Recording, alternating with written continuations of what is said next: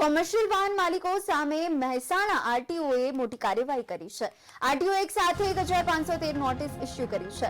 મહત્વનું છે કે મહેસાણામાં 2816 જેટલા કોમર્શિયલ વાહનના માલિકોએ 15.85 કરોડનો ટેક્સ ભર્યો નથી।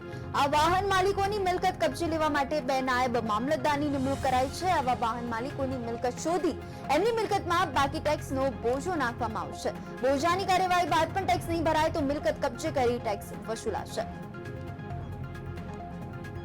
આપણા ટોટલ 16 કરોડ જેટલા જે પૈસા હતા સરકારની જે રેવન્યુ છે એ બાકી હતી અને એમાંથી ટોટલ 2800 એવા બાકીદારો હતા કે જેની પાસે એમને સમયસર ટેક્સ ભર્યો ન હતો। એટલે આપણે એમાંથી જે મોટા 1500 છે એમને ટાર્ગેટ કરી અને નોટિસોના દોર પૂરા કર્યા। ત્યારબાદ સરકારશ્રી તરફથી આપણને રિકવરી ઓફિસર આપવામાં આવ્યા છે।